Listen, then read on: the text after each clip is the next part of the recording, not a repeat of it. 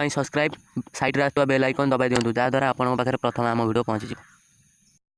नुआ Delhi state bank of India ग्राहकों नुआ कटकणा लगाई टंका उठाण उपर एचडीएफसी कटकणा लगाजिब अक्टोबर 31 लागू होबाकु थिबा एही नियम कटकणा एवं ग्राहकों चिंतार कारण पलटि।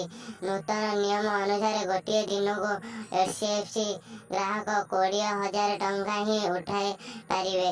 एवं 40,000 टंका सीमित रही बेले ताहाको अधा खसाई दिया जाइछि, जहाँ थिला ग्राहक मनरे तीव्र असंतोष परिलक्षित होछि। कैशलेस ट्रांजैक्शन प्रोत्साहित करिवा पाही वेबसाइट एभली योजना करिछि। एचडीएफसी बैंक एभली योजना करिछि।